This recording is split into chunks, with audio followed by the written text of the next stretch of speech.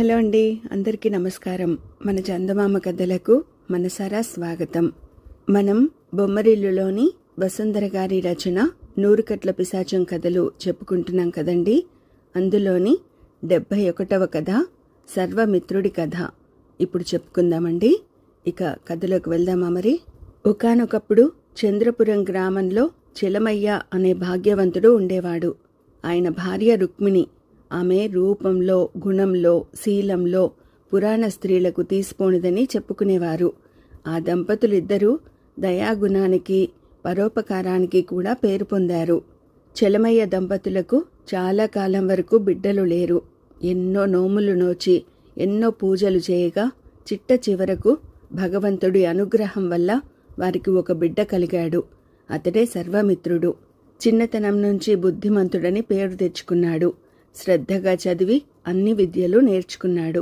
దయాగుణంలో, పరోపకారంలో తండ్రిని మించిన కొడుకని పేరు తెచ్చుకున్నాడు. అయితే చెలమయ్యకు కొడుకు గురించి బెంగగానే ఉండేది. సర్వమిత్రుడికి పరోపకారం మినహా మరో ఆలోచన ఉండేది కాదు. అతడు తనకు తెలిసిన విద్యలన్నింటినీ పరోపకారానికే తప్ప ధనార్జనకే ఉపయోగించేవాడు కాదు. నాయనా, నీ పద్ధతి సరికాదు. డబ్బు ఖర్చు చేసేటప్పుడు సంపాదన గురించి కూడా ఆలోచించడం అవసరం అని చెలమయ్య అతడికి హితవు చెప్పాడు. దానికి సర్వమిత్రుడు నవ్వి, ఇప్పటికే నువ్వు చాలా ఆర్జించావు, ఇంకా నేను కూడా ఆర్జించి మన ఆస్తిని పెంచాల్సిన అవసరం లేదని నా ఉద్దేశం అన్నాడు. కూర్చుని తింటే కుండలైనా కరిగిపోతాయి. నేను సంపాదించినదంతా అయిపోయాక నువ్వేం చేస్తావు అన్నాడు చెలమయ్య. నారు పోసినవాడు నీరు పోయకపోతాడా? అన్నింటికీ ఆ భగవంతుడే ఉన్నాడు. నువ్వేమీ బాధపడకు అని తండ్రికి బదులిచ్చాడు సర్వమిత్రుడు. కాని ఖర్చుల విషయంలో చెలమయ్య కొడుకుని పలుమార్లు స్వయంగా హెచ్చరిస్తూనే ఉన్నాడు. భార్య చేత, బంధువుల చేత కూడా హితవు చెప్పించాడు. అతడి ప్రయత్నాలన్నీ బూడిదలో పోసిన పన్నీరయ్యాయి. సర్వమిత్రుడిలో ఏ మార్పు రాలేదు. అందుకు కారణముంది. సర్వమిత్రుడి పరోపకార గుణం వల్ల ఎన్నో ప్రయోజనాలు పొందుతున్నవారు చాలామందే ఉన్నారు. వాళ్ళు చాటుగా అతడిని తెగ మెచ్చుకుని అతడి పరోపకార గుణాన్ని ప్రోత్సహిస్తున్నారు. వారలా చేయడానికి వారి స్వార్థమే కారణమని గ్రహించని సర్వమిత్రుడు తన పద్ధతే సరైనదనుకునేవాడు. అలా కొంతకాలం గడిచింది. ఒకరోజు రుక్మిణి భర్తతో, మన వాడిలో మంచి మార్పు తీసుకురావడం మన వల్ల కాదు. నాకిక ఒక్కటే ఉపాయం తోస్తోంది. మంచి అమ్మాయిని చూసి మనవాడికి పెళ్లి చేసేద్దాం. ఆ అమ్మాయి వాణ్ణి ధనార్జనకు ప్రోత్సహించనోగలదు, పరోపకారాన్ని శృతిమించకుండానూ ఆపగలదు అంది. ఈ ఉపాయం చెలమయ్యకు నచ్చింది. అప్పట్నుంచి ఆయన కొడుక్కి సంబంధాలు చూడసాగాడు. చూసిన వారిలో దయావతి అనే పిల్ల ఆయనకు బాగా నచ్చింది. చెలమయ్య ఆస్తిని, మంచి పేరుని దృష్టిలో ఉంచుకుని దయావతి తండ్రి ఈ సంబంధానికి సంతోషంగా అంగీకరించాడు. సర్వమిత్రుడికి పెళ్లి నిశ్చయమైంది. ముహూర్తం ఇక 1 నెల రోజులు ఉందనగా సర్వమిత్రుడి జాతకం మారిపోయే విశేషం ఒకటి జరిగింది. స్నేహితుడు ఒకడు తోడుగా రమ్మంటే పట్నం వెళ్ళాడు సర్వమిత్రుడు. అతడు తిరిగి ఊరు చేరేసరికి ఘోరం జరిగిపోయింది. చందనపురం గ్రామంపై బందిపోట్లు దాడి చేశారు. ఊరంతా దోచుకుపోయారు. ప్రతిఘటించిన కారణంగా చాలామందిని చంపివేశారు. చనిపోయిన వారిలో సర్వమిత్రుడి తల్లిదండ్రులు కూడా ఉన్నారు. ఉన్నట్లుండి సర్వమిత్రుడు దరిద్రుడైపోయాడు. డబ్బు కోసం అతడు ఇల్లు అమ్ముకోవాల్సి వచ్చింది. అయిన వాళ్ళెవరూ లేకపోవడంతో ఊళ్ళో వాళ్ళు సర్వమిత్రుడిని మోసం చేసి చాలా తక్కువ ధరకు అతడి ఇల్లు కొనేశారు. డబ్బు లేదని ఊళ్ళో వాళ్ళు అతడిని సరిగ్గా ఆదరించలేదు సరికదా, ఈసడించారు. అతడి వల్ల బాగా ప్రయోజనం పొందిన కొందరు స్నేహితులు మాత్రం, ఈ సమయంలో నిన్నాదుకోగలిగింది మీ మామగారు మాత్రమే, నువ్వక్కడికి వెళ్ళడం మంచిది అన్నారు. సర్వమిత్రుడు దయావతి ఇంటికి వెళ్ళాడు. పరిస్థితులు మారిపోయిన కారణంగా ఆ ఇంట్లో వాళ్ళు అతన్ని ఈసడించారు. దయావతి తండ్రి కూడా, నీలాంటి కటిక దరిద్రుడికి నా కూతుర్ని ఇవ్వలేను, ఆ పెళ్లి రద్దు చేస్తున్నాను అని సర్వమిత్రుడికి కుండ బద్దలు కొట్టినట్లు చెప్పేశాడు. అంతవరకు సర్వమిత్రుడే తన భర్త అనుకుంటున్న దయావతికి తండ్రి తీరు నచ్చలేదు. ఆమె అతన్ని రహస్యంగా కలుసుకుని, ఎప్పుడైతే మనకు పెళ్లి నిశ్చయమైందో అప్పటి నుంచి నాకు నువ్వంటే ఇష్టం ఏర్పడింది. ఎవరేమనుకున్నా నాకు నీ మీద పూర్తి నమ్మకం ఉంది. నువ్వు ఒప్పుకుంటే నీతో వచ్చేస్తాను. మనం ఎక్కడైనా రహస్యంగా జీవిద్దాం అంది. సర్వమిత్రుడు అందుకు ఒప్పుకోలేదు. నువ్వు నన్ను నమ్మవచ్చు, కానీ నా మీద నాకే నమ్మకం లేదు. అసలు నేనిక్కడికి ఎందుకు వచ్చానో నాకే తెలియదు. నాకు జీవితం అంటేనే విరక్తి కలుగుతోంది. నేను కొంతకాలం పాటు మనుషులకు దూరంగా వెళ్ళి ఏ అడవుల్లోనో జీవించాలనుకుంటున్నాను అని చెప్పాడు. దయావతి అతన్ని జాలిగా చూసి, తల్లిదండ్రులు పోయారు, ఆస్తి పోయింది, ఎవరూ నిన్ను ఆదరించడం లేదు. అందువల్ల నీలో తాత్కాలికంగా విరక్తి భావం పుట్టింది. ఈ విరక్తి శాశ్వతం అనుకోకు. నువ్వు సర్వసమర్థుడివి. నీవు తలుచుకుంటే భాగ్యవంతుడివి కావడానికి ఎంతో కాలం పట్టదు అని ధైర్యం చెప్పింది. అయినా అతడు ఆమెను పెళ్లి చేసుకోవడానికి ఒప్పుకోలేదు. చివరకు ఆమె, నేను తండ్రి చాటు ఆడపిల్లని, అయినప్పటికీ నీకోసం 1 ఏడాది పాటు నా వివాహం వేరొకనితో జరగకుండా ఆపుతాను. అప్పటికీ నీవు తిరిగి రాకుంటే ప్రాణత్యాగం చేసుకుంటాను తప్ప మరో వ్యక్తిని వివాహం చేసుకోను. గుర్తుంచుకో, ఈ రోజు నుంచి లెక్క పెట్టుకుని సరిగ్గా ఏడాదిలోగా నువ్వు నా దగ్గరకు తిరిగి రావాలి, లేదా నేను ప్రాణత్యాగం చేసుకుంటాను అని చెప్పింది. సర్వమిత్రుడు ఆమె మాటలకు ప్రభావితుడు కాలేదు. అక్కడి నుంచి అతడు తిన్నగా అరణ్యాలకు వెళ్ళిపోయాడు. అక్కడ దొరికిన ఫలాలు తింటూ ఏ చెట్టు కిందనో విశ్రమిస్తూ కొద్ది రోజులు గడిపాడు. ఒక రోజున అతడు మంచి నిద్రలో ఉండగా ఏదో చప్పుడుకు మెలకువ వచ్చింది. కళ్ళు తెరిచి చూసేసరికి ఎదురుగా చచ్చిపడున్న కొండచిలువ ఒకటి కనిపించింది. దానికి కాస్త ప్రక్కగా ఓ కోయ యువకుడు ఉన్నాడు. జరిగిందేమిటో సర్వమిత్రుడికి అర్థమైంది.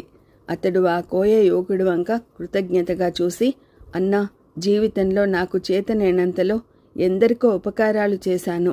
అవసరమైనప్పుడు ఒక్కరూ నాకు సాయపడలేదు. ఇంతకాలానికి నేను అడక్కపోయినా నాకు సాయపడ్డవాడివి నువ్వు కనపడ్డావు. కృతజ్ఞుణ్ణి. నీకు ప్రత్యుపకారం చేసే వరకు నా మనసుకు శాంతి ఉండదు. నేను చేయగల సాయం ఏదైనా ఉంటే చెప్పు అన్నాడు. దానికి బదులుగా ఆ కోయ యువకుడు, అయ్యా, నేను మీ ప్రాణం రక్షించిన మాట నిజం, కానీ నాకు కావలసింది కూడా మీ ప్రాణమే కావడం విచిత్రం. అయితే ప్రత్యుపకారంగా మీ ప్రాణాలే అడగడం భావ్యం కాదు కదా అన్నాడు. ఆ మాటలకు ఆశ్చర్యపడ్డ సర్వమిత్రుడు కోయ యువకుడిని అడిగి అసలు విషయం ఏమిటో తెలుసుకున్నాడు. అక్కడికి దగ్గరలో ఉన్న కోయపల్లెలోని కోయవారు క్షుద్రదేవతను ఆరాధిస్తారు. ఒక కోయ కారణంగా ఆ దేవతకు అపచారం జరిగింది. ఆ దేవత అలిగి, ఈ రోజు నుంచి ఈ కోయగూడెంలో ఇంటికొకరు రాచపుండుతో బాధపడతారు. ఏ మందులు ఆ జబ్బును తగ్గించలేవు. మీ కోయపల్లెకు చెందని మనిషిని తెచ్చి నాకు బలిచ్చే వరకు మీ గతి ఇంతే. అయితే బలికి తెచ్చిన ఆ మనిషి మనస్ఫూర్తిగా బలికి అంగీకరించాలి అంది. ఇది విని సర్వమిత్రుడు ఎంతో ఉత్సాహపడ్డాడు. నీవు రాకపోతే కొండచిలువ నన్ను ఎలాగూ మింగేసి ఉండేది. కాబట్టి నా ప్రాణాలు నీవి. నేను నీతో వస్తాను. మనస్ఫూర్తిగా నీ దేవికి బలి అవుతాను అన్నాడు. కోయ యువకుడు వెంటనే, నువ్వు మనిషివి కాదు, దేవుడివి అని సర్వమిత్రుడి కాళ్ళ మీద పడ్డాడు. సర్వమిత్రుడు ఆ కోయ యువకుణ్ణి లేవదీసి అతడితో కలిసి కోయగూడెం చేరుకున్నాడు. ఈ సందర్భంగా కోయగూడెంలో వాళ్ళందరూ క్షుద్రదేవతకు పెద్ద సంబరం జరిపారు. తర్వాత సర్వమిత్రుణ్ణి కోయల పెద్ద దేవతకు బలి ఇచ్చాడు. అప్పుడక్కడ పెద్ద మెరుపు మెరిసింది. కోయల దేవత ప్రత్యక్షమై సర్వమిత్రుణ్ణి మళ్లీ బ్రతికించింది. ఆమె అతడితో, నన్ను నమ్ముకున్న ఈ కోయలు చిన్న తప్పు చేస్తే సహించలేని నేను దేవతను అనిపించుకోను. పరోపకారార్థం మనస్ఫూర్తిగా నీ జీవితాన్ని త్యాగం చేయాలనుకున్న నీవు దేవుడివి. నీ కారణంగా నాకు బుద్ధి వచ్చింది. నా ఆలోచనల్ని మార్చుకోవడమే గాక నీకు తగిన ఉపకారం చేస్తాను. నా దగ్గర 2 వరాలున్నాయి. వాటిలో ఒకటి మాత్రం నీకు ఇవ్వగలను. ఎవరికైనా అకాల మృత్యువు రాసిపెట్టి ఉంటే దాని నివారణోపాయం కూడా ముందుగానే నీకు తెలిసే వరం కావాలా, లేక భూగర్భంలోని అపూర్వ నిధులు ఎక్కడున్నా కనిపించే వరం కావాలా అని అడిగింది దేవత. సర్వమిత్రుడు మరో ఆలోచన లేకుండా, అమ్మా, నా తల్లిదండ్రులు అకాల మృత్యువుకి గురై మరణించారు. అది నివారించగలిగి ఉంటే నేను ఈ విధంగా అడవుల పాలై ఉండేవాణ్ణి కాదు. అకాల మృత్యువు గురించి ముందుగా తెలుసుకుంటే అందువల్ల పరోపకారం జరుగుతుంది. అపూర్వ నిధులపై నాకు మోజు లేదు. కాబట్టి మొదటిదే నాకు వరంగా ప్రసాదించు అన్నాడు. అందుకు దేవత ఎంతో సంతోషించింది. నీ పరోపకార బుద్ధి ఎంతో ప్రశంసనీయం. నీ వల్ల ఎవరైనా అకాల మృత్యువు నుంచి తప్పించుకున్నప్పుడు నీకు భూగర్భంలో నిధి కనబడేలా వరమిస్తున్నాను, వెళ్ళు అని మాయమైపోయింది.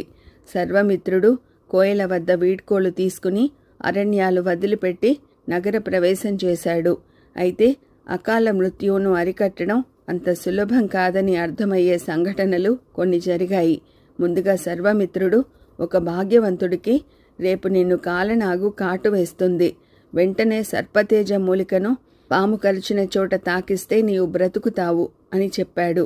ఆ ప్రకారమే భాగ్యవంతుణ్ణి మరునాడొక కాలనాగు కరిచింది. కాని సర్పతేజ మూలిక పని చేయలేదు. విచారించగా తేలినదేమిటంటే వైద్యుడు పొరపాటున ఒక మూలికకు బదులు మరొకటిచ్చాడు.